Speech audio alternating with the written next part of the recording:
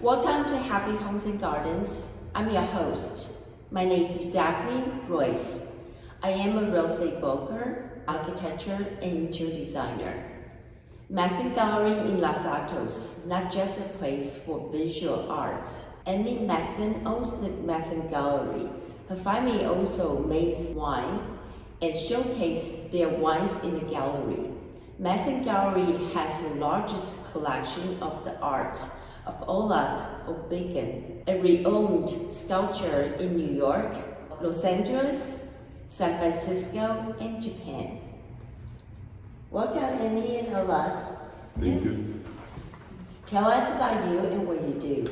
My name is Oleg Lobykin. I am an international man, a product of globalization. There's many people like me in Silicon Valley, only with one large difference. I do not work for IT industry. I'm from Stone Age. I work with stone. I'm a stone sculptor, an artist, and I make art. Besides that, also involved in the restoration business. I do also masonry restoration work for private institutions. I worked with Stanford University for over 20 years and many others. Great. Yeah, my name is Amy Madsen, and I live here in Los Altos for about 18 years. It's a town that we love, and we've also been able to operate some businesses here for a few years. We opened up this gallery in May. It was somewhat opportunistic. We used to have the Los Altos tasting room across the street, and we ran that for about 4 or 5 years, and then as the lease was coming due, we actually found this space, and we just fell in love with it. And if you look at it, it looks like a gallery. And the plan was originally to sell our wine. My husband owns Byington Vineyard and Winery in Los Gatos, so I thought I would artfully display the wine and sell some high-end wine accessories. And then I stumbled across some of Oleg's large-scale pieces on El Camino and just couldn't believe my eyes and thought one of his huge pieces would look just fabulous in this gallery space. So I like to state that Oleg was my muse. Usually a muse is a female, and the person who has a muse is an artist, but it was a little bit opposite here. I was just so blown away by his artwork, and well, it took a little convincing of him. We had to meet several times, and that's was the genesis of this. So it's exciting to bring this, to bring Oleg's artwork to Los Altos. I think it's a little bit different for Los Altos.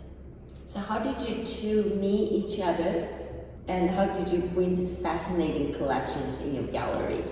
We meet right here in this space. At that time, all walls were naked, all space was empty, and I really like the space. I like the natural lighting and large windows, and Amy was so kind, and basically she allowed me to do whatever I want to do. How many pieces to bring, what to show, and even specifically for this exhibition, I did few paintings. After setting up sculpture, I found like there is somehow it could be also appropriate and place something on the walls. I'm very pleased with this, and I always want to be presented by a local gallery. And I believe it's a signage which one works for both of us. How about you? Right, so I happen to be taking my daughter for a couple months to the Taekwondo Kids on El Camino, and that's where across the street I would see these large-scale art pieces, and I just, as I said, I couldn't believe my eyes. And Oleg would store them at a friend has that space, Strider Sultan, and he makes some natural stone water fountains, very gorgeous, and he keeps the gate open, so I was able to drive in and see the pieces, and then I saw Oleg's name, and I think the second week when I came back to drop off my daughter, I was like, I just have to get in touch with Oleg. So I did have to email him a few times. I even had to, I took a selfie of myself with his sculpture to try and, let him know I was serious, and then he did agree to meet me here And we just got to speaking. He wanted to come out and see the winery, and that was neat. It was fun when he came out to the winery because we actually have one huge boulder, and I wanted to take a picture of Oleg because all the colors are just so perfect, and he just positioned himself right by that boulder, and then he put his hand on it. So I looked back at that photo, and it's neat to see the sculptor who gravitates towards that piece.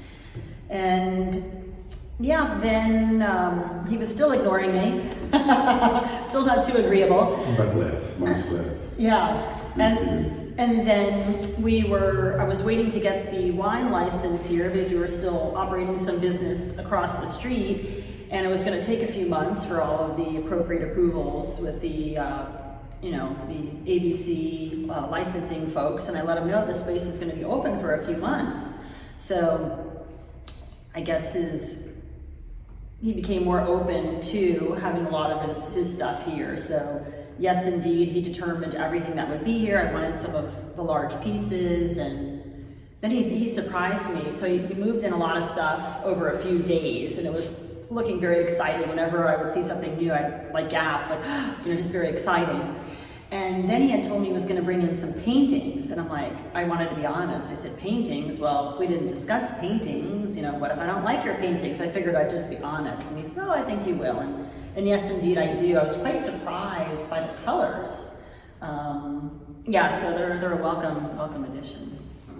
You guys definitely can see behind us this one big painting that Olaf did. What's the name of that painting? The painting called Uncertain Collisions.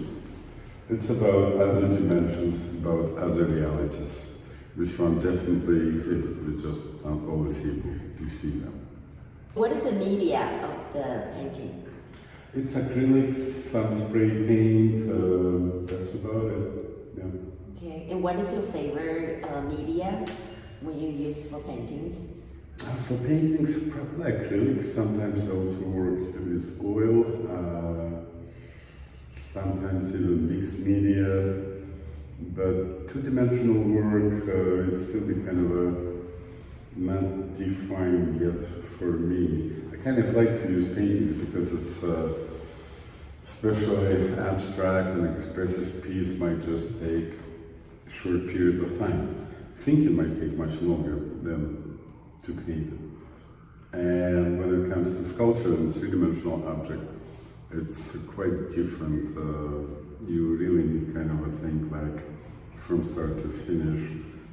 Specifically if it's a work in bronze or in stone, it's not so loose, not so expressive like painting can afford. And that's probably why I kind of attract to paintings, and I think I'm going to paint more.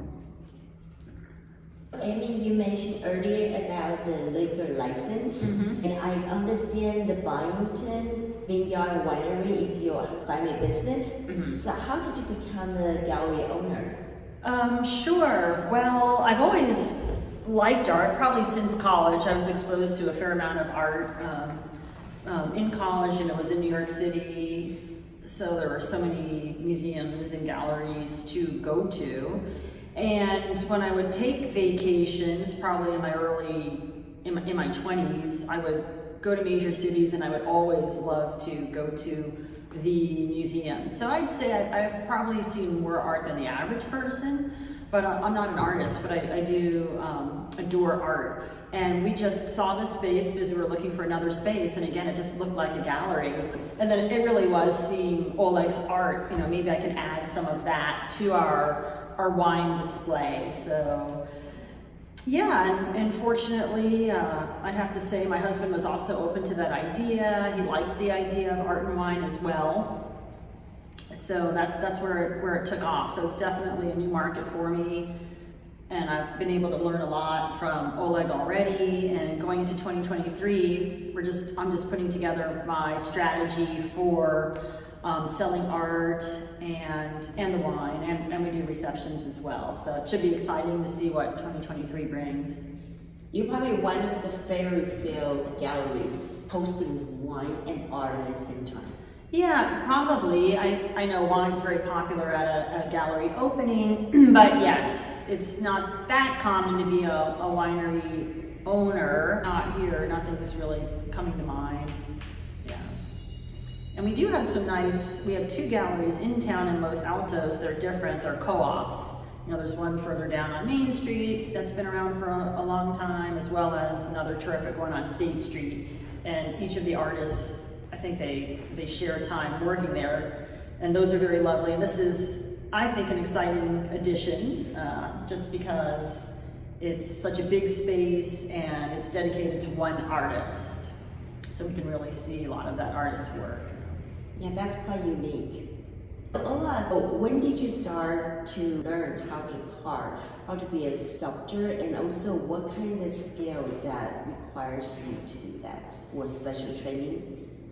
Yes, originally I'm from St. Petersburg, Russia, and I graduated art college, trade school, as a stone carver, restorer. Basically, I got what we can call now probably traditional classical training, specifically in sculpture. And I like it. I like my choice, and actually very early choice in my age. And since that, I didn't really change my occupation. I did try some other things, but I really like when mind and hands, they both involved in whatever you're doing.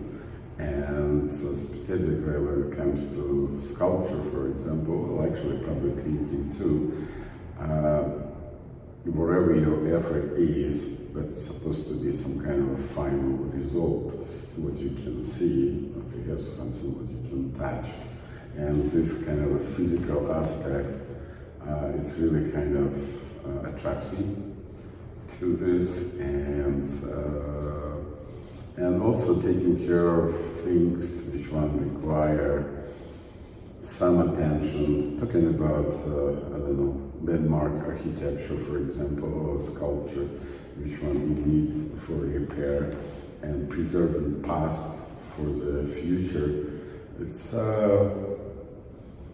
It's interesting work because also I can see, understand, and know how it was done at first place, and then trying to fix it, repair it, restore it for the future observers, or for the future time. And it's kind of like one part of my professional occupations, but at the same time, doing your own art, it's quite a little bit different because you're not framed so much because you need to follow, you need to repair something, and it doesn't really allow you some sort of freedom what you can do when you're doing your own art, and specifically actually based on your intuition, on your imagination, and as you see or trying to represent contemporary times. I think actually that's probably a goal for any today's, or even yesterday's, or day before yesterday's, any artist. I think one of their goals probably to show time which one they live, and represented perhaps, I don't know, for the future or for the past, kind of like record making, something like that. Well, I have seen you do sculpture with the natural stones, bronze, stainless steels. Do you use other materials, and what are your challenges?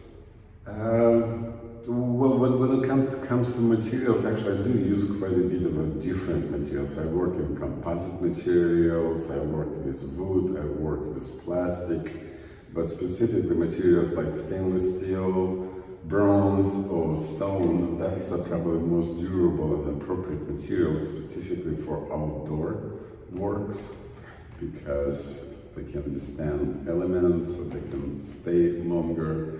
And I like to have these options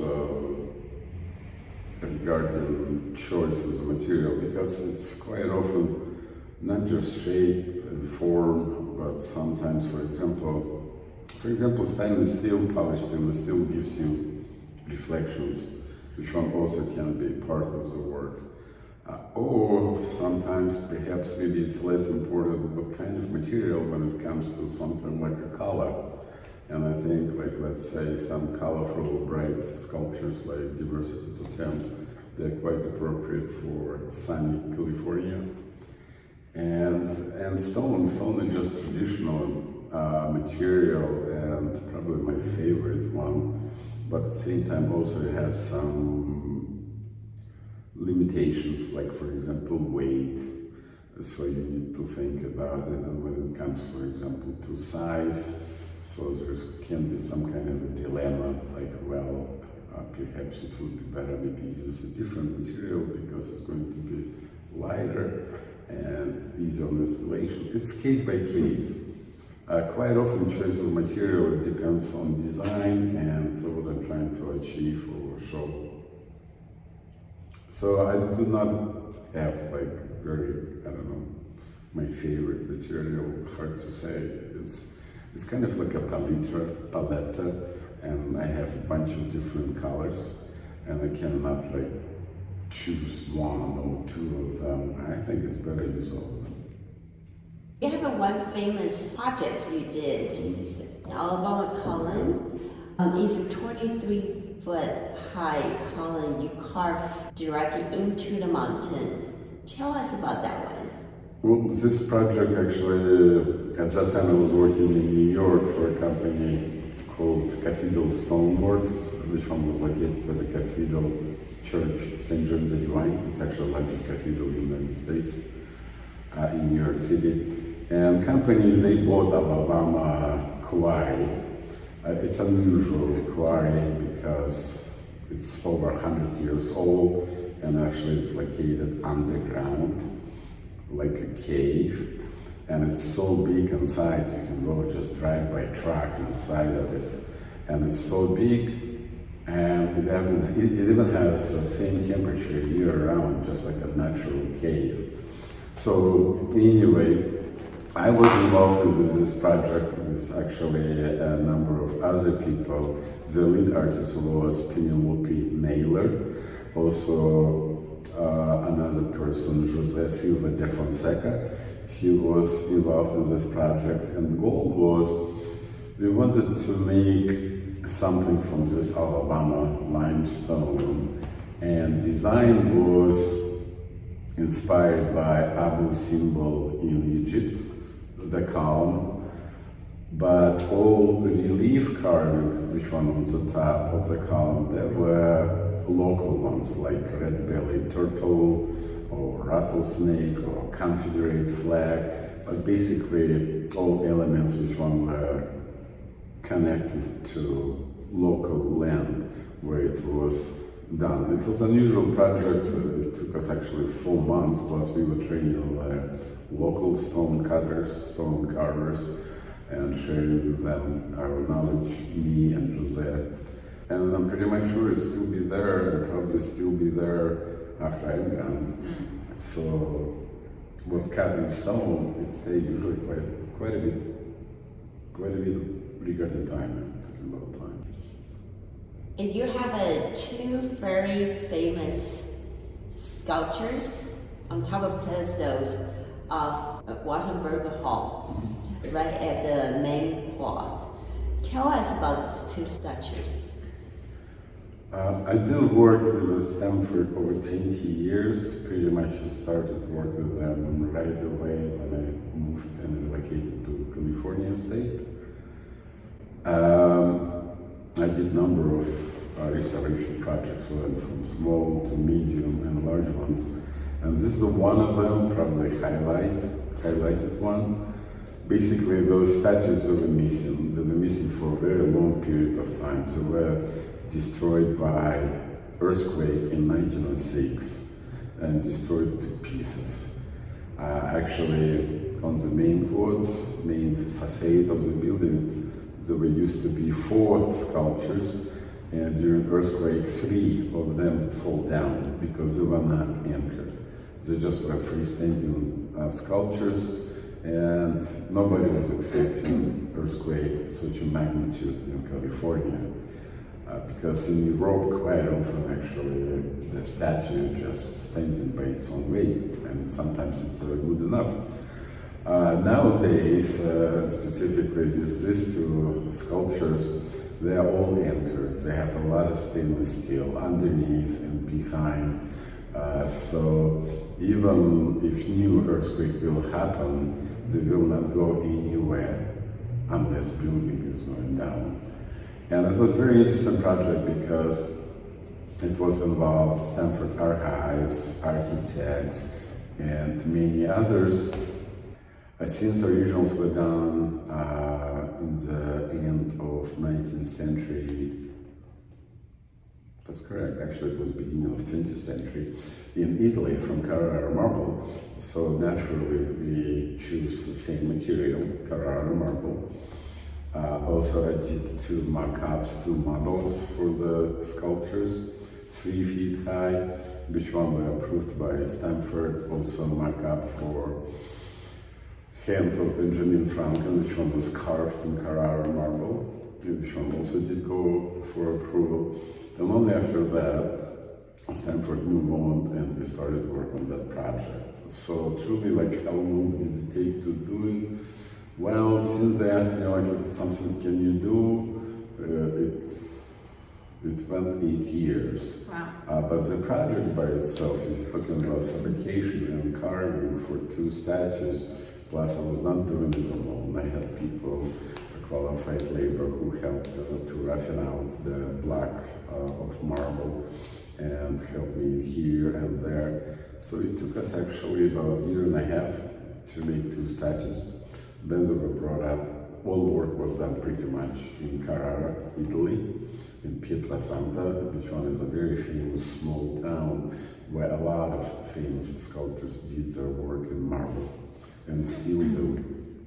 And then it was brought up here and we installed it in 2016, so it's already 6 years, well now 7.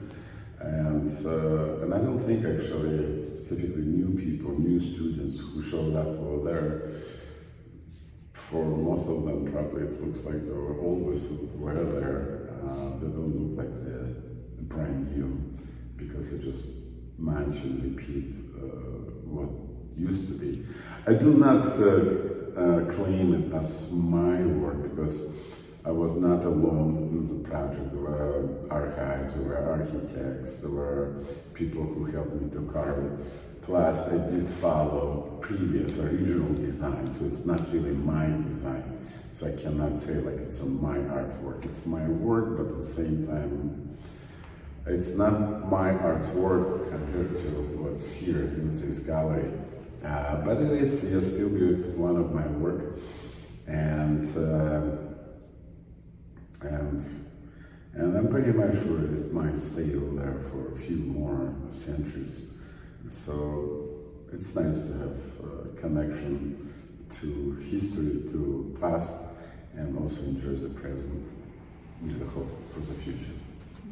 And you know, I'd like to add, if you don't mind, Stanford, the Cantor Museum gives a fabulous tour twice a month. It's an outdoor sculpture tour, which I did do within the last year. A lovely woman who volunteers with the museum, Maria, gave a fabulous tour, and she kicks off with Oleg's 2 sculptures of Benjamin Franklin and Johann Gutenberg as an example of classical sculpture. So anyone can go and see that.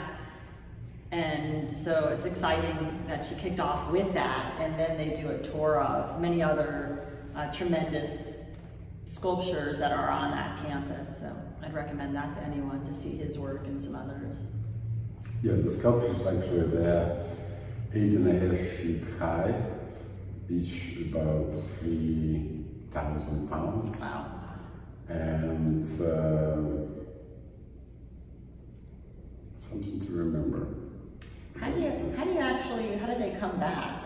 By ship or By treasure? shipping containers, Oh, plus wow. of that pack in wooden boxes, which one were located inside of the container. Yeah, Okay, and they just make their way to a port in California? exactly. Wow, whoa. Port of Oakland. Yeah. Okay. Then we delivered here and to be installed in one day. Oh, wow. Yeah, our installation actually was scheduled for a weekend, just less public and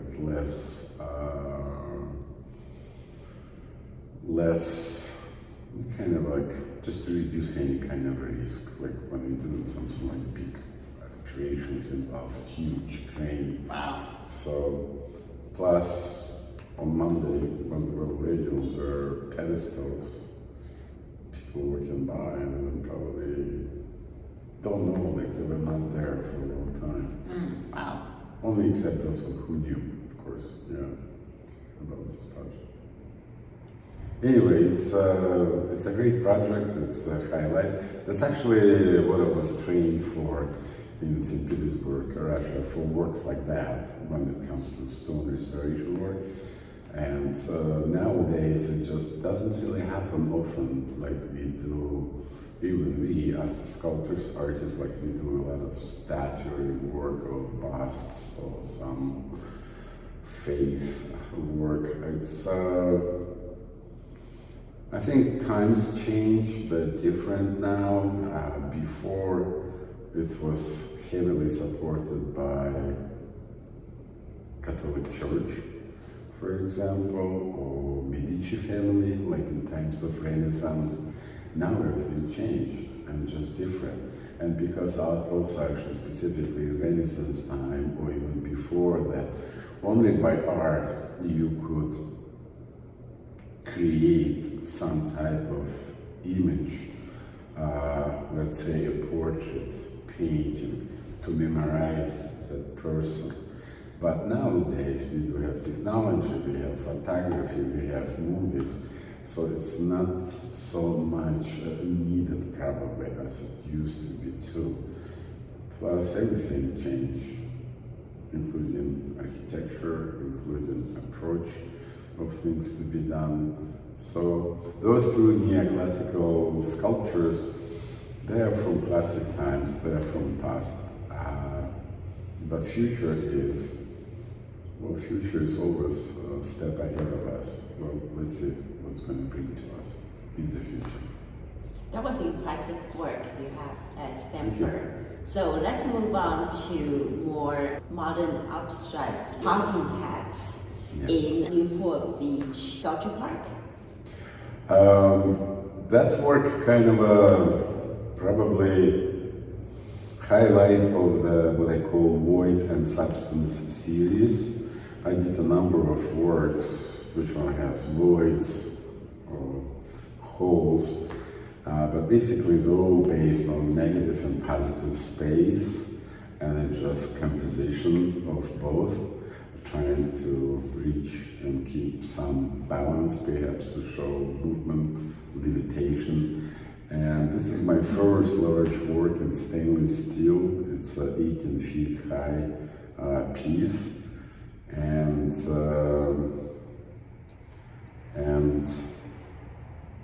for me, this work represents probably time working and thinking about things like what does it take actually to create any three-dimensional object, a sculpture?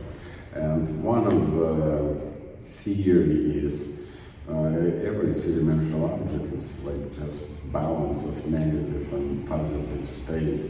Well, I literally took it close, and that's what I did, but I kind of like the option. You have voids, through which one you can see, or you have substance, which one you can see, and perhaps also you can switch your attention from one to the other one, and plus ability of reflections from the surface of the highly polished stainless steel. This work for me, a milestone. milestone first because I didn't really do much of the work in stainless steel before. At the same time, also, it's kind of a highlight of void and substance series for me. And I know you are the envy goer to Burning Man. Yes. And you bought your Mad Girl there. Yeah. And what makes you want to create Mad Girl? And also, what was the experience? Okay, well, when it comes to Burning Man, it's always hot and dusty. Sometimes it might be actually chilly and cold at nights. It's kind of like a very contrast climate over there. Burning Man attracts me because from first time I showed up over there, I was blown away by level of creativity in everything, whatever it is, art cars, or people's costume, or just some kind of a crazy things. It's kind of a utopia, not reality, but at the same time, it's a different. But for me, first of all, what really take me there and why I keep going over there, because for me it's an opportunity to share my art with others, and there's large audience, and they have playa where you can see art installation, and it's I like the concept. For example, you don't need to be even professional artist to show any art at Burning Man. Anyone can do. Anyone can show, even you or anybody else. All you need just to let know organizers that you're going to bring something like this. Plus, you should meet safety standards, but pretty much there's no any other limits for that. So this kind of a concept of democracy also kind of attracts me. And for this year, for me, was 15th time since I'm going to Burning Man. Every time I'm leaving Burning Man, I'm saying like, no more. This is the last one for me. But when I do have some art I want to share, and I take it over there and I show people, because it's kind of an unusual public over there. It's not like a gallery setting. People can be very direct over there, because also it's a place for radical expression. Each one is welcome over there, so you can hear whatever they think, not necessarily politically correct language or something like that. And also for Burning Man, interactivity is also kind of like big thing, specifically when it comes to art installations. And for example, Talking Heads first time it was shown at Burning Man in 2018. That was first public appearance, and a lot of people did try to climb on it. Most of them actually stuck somewhere on the middle, but some just feel they did reach the top. And I was lucky to see actually a couple of them who did reach the top, and actually they did stand upside down on their arms.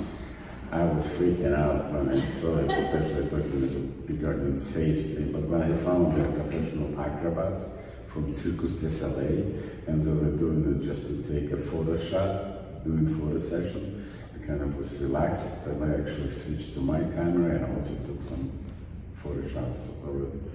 So, yeah, Burning Man is a dusty experience, but always has a lot of memories. Amazing. And good ones too. Amazing. So are you still going 2023? I'm not sure, I don't know. Lately I'm kind of like waiting till the last moment, plus again, if I have something to bring or not. Sometimes, quite often I do bring my art over there. Not always, sometimes I just kind of go as observer. But everybody actually starts as observer when they go first time, and then they all become participants. So I like my also participation part. And again, when I do have something to share with people, I would like to do it, because my art is my contribution to society, and it's a great place to share it. Tell us about what are your future focus on public arts and also work on commission. I do work in commissions. I do focus also on public art because it provides a bigger scale, bigger opportunities, and it's also opportunity to share your work with others so it can be seen. What's my goal in the future? Well, I don't know. Time will show. I hope to realize some projects which are on my mind and create them into scale as I see it, and share the work with others. That's all I want to do. Yeah. And maybe I'd like to add, right behind us, there's this piece called Pixel, and Oleg has won 2 awards for it. It's chromium plated bronze, and Oleg could probably talk, well, you talk at great lengths on that piece, but one dream, well, for him it does represent Silicon Valley, but one goal would to make that piece very large, and Oleg has plans for it. It could be up to 25 feet by 25 feet. It would really depend on the space. So that is a goal, a dream, to have that realized in a large format. So we are looking for some benefactors who may be interested in that. And one of my goals is, and I need to learn more about this, but a number of the cities in the Bay Area, when there's a commercial project, building project, a certain percentage does go to art, public art, and maybe maintenance and whatnot of the art. So I would love to learn more about that in the cities where that is an element, and to meet some of the builders. So that will be a goal, to meet them and present them with some of Oleg's existing pieces, or certainly commission pieces. So that would be something to focus on in the new year. How do you do a 25 feet tall bronze sculpture? From pieces which one welded together, and it can be done. And actually specific features about the pixel. I see pixel as a visual symbol of digital era. Specifically, actually, that piece was designed with a thought in mind about Silicon Valley. At the same time, also, it's a very interactive piece. It's just like true cube, all dimensions equal, the height, the width, the depth, they're all equal. It fits perfect cube, but at the same time, it creates parabolic surface which one shifts reflection to 90 degrees, and all surrounding shifted. But on that scale, as a viewer, when you come to it close, you actually will see yourself standing up pretty much in a normal way, like in the front of a mirror, but you just make a few steps back and you're going to be shifted. And back and forth, these transformations, kind of on a surreal level, I think it's going to be something really catchy and cool for interactive work, so people can interact with this on full scale. Yeah, being in the gallery a number of hours each week, that piece definitely attracts a lot of attention, and I'd say several dozen people, maybe 40 or 50, have referenced a piece by Anish Kapoor nicknamed The Bean in Chicago, in Millennium Park. I've yet to go there, I should probably go. And the pieces look very different. His does look like a bean, and it's, with that rounded shape, and this is a cube, a stretched, twisted cube. And Oleg by Pixel, he has a small man, so you can see the scale of how Oleg could see it even larger. So I find it to be a tremendous compliment that when people come in, they think of that piece where so many people have interacted and had experiences with it, even though there's the polished stainless steel aspect that's the same, but otherwise they don't look alike at all. So that certainly encourages me. I think that's a great compliment of Oleg's pixel piece. Amy, you are exclusive Oleg work in your gallery right now. Will you feature other artists in the future? Yes, so I'd always like to work with Oleg, and I mentioned some of the ways that we'll do that. And I'm very lucky, Oleg has a new series that he calls the Cube series. It's 6 pieces of polished stainless steel. Folks can come in and see that. There's one piece in the front window and a few in the back. So whenever Oleg has something new, I would always love for him to think of this space to present it. And I do have 2 rooms, so I am thinking of a second artist who could come in where we could see their artwork, and obviously Oleg's artwork is of very high quality. So I'd really like to continue to take Los Altos into an exciting direction with art, with like really world-class artists. You know, because this space is nothing without artists. And yeah, there are a few that I've identified who I'm speaking with. Yeah, and similarly, we'd probably like to have folks be in here for several months. So yeah, we'll see what comes to fruition here, but I think it should be exciting. Since you two are the art lovers, what are your favorite artists and or the favorite artwork? Oh, I'll probably ramble on a lot, but I will. I'll kick off with Oleg. I'm definitely very drawn to a lot of his large-scale pieces. Particles are super exciting, so I have 2 smaller versions of them. He calls them Particle 7 and Particles 9. And the 2 large ones are something like 7 feet and 9 feet, or 8 and 9 feet. So the polished stainless steel, and you can see them now on El Camino. And they're really exciting because they are all these particles, and you can actually see your reflection in many of the particles and everything that's behind you. And when what's behind you is moving, and then when you start moving, it's very exciting to see. So I would like to think about having one of those for myself, but those are super exciting. And the question is about artists. What's your favorite artist? Oleg is certainly one of them. Do we talk about pieces as well? And then his meta girl is very exciting. She's on temporary loan at the St. Regis Hotel, and he took all 3 pieces to Burning Man. There's some fun photos on his Instagram, and on my Instagram I took his photos. But then I would have to say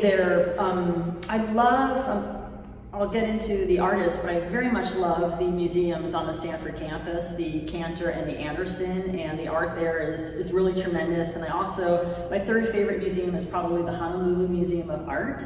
And I think it's fun to see overlap in artists. I was just in Honolulu, and everyone loves Nick Cave, but there's a really exciting piece of his at that museum. And I first saw his art, I believe, at the Anderson collection a few years ago. And then in that gallery, yeah, they had an incredible show. Next to that Nick Cave piece, there's a smaller Rodin sculpture. So it's fun to see those 2 because obviously there are so many Rodin sculptures on the Stanford campus. It's like the largest collection outside of France. So I enjoy seeing those 2 pieces. There's another piece called The Secretary, and that artist, Dwayne Hansen. So it's a woman. She's like a stenographer, an older woman. It's very lifelike. And then also the Cantor had a piece of his upstairs. I don't know if you ever saw it. He looks like he's a worker of some sort. Mm-hmm. And I don't know what. Hyper realistic one? Yeah, super realistic. So I love that 2 of my favorite museums have pieces by the same artist. And I'll always go to see, I used to always go to see that piece at the Cantor, and he looks so real, and he's looking down, and you just kind of like gaze at his eyes, and it always, freak you out because he looks kind of real, but I don't know what the Cantor has done with him. But yeah, there's just endless, talented people, and I could probably go on, but maybe I'd like to hear your thoughts. It's difficult for me to mention somebody who is my favorite artist. I have many of them, and I feel it would be probably not appropriate because I might forget somebody else. And quite often I'm just driven by emotional response when I see somebody's artwork. Not necessarily it's even like from past, it can be even present work. If it speaks to me, if it provides me some kind of a feeling, so make me think, I think it's already great, and I can remember about it. But favorite ones, well, it's too many of them. I can try Michelangelo, Bernini, Henry Moore, Isami Noguchi, and many others. I'm not even talking about painters. Right. Yeah. How about this? Do you like a modern abstract or you like the classical? It's so different. It's not apples and oranges. It's hard to. It's like if you would ask somebody who lives forever, like, what century do you prefer? Like, it's a kind of hard to say. I don't know. It's actually nice to see how with the time things change, and art also changed because art mission is to represent that time. So that's why probably art of Renaissance is quite different than what's now. But okay, talking about favorite times, Renaissance probably my favorite art period. Yeah, the time of Leonardo da Vinci, Michelangelo, Raphael, and many others. Yeah. Great. Tell my audience how people can contact you too. Sure. Well, the gallery here, Madsen, it's at 351 Main Street. We're right here in downtown Los Altos, between 1st and 2nd. I've got a website, apmadsen.com, and Oleg. Well, if you go to my website, there's also one of the navigation items is Oleg Lobykin, and you can see some of his art that's here. And I also do have 2 links to his websites for his contemporary art and for his stone carving restoration business. Well, my website actually is just www.lobykin.com. But anybody who is wishing to find more about work, you can contact Madsen Gallery. That's right. That's for sure. Appropriate place and my favorite gallery around. Perfect. Yeah. Well, I will link both of your websites. Great. to Wonderful. the radio. Yeah, fabulous. Thank you. Thank you so much, you too. Thanks for the opportunity, Daphne. Thank Appreciate you very it. much. Yeah. Okay, thank you.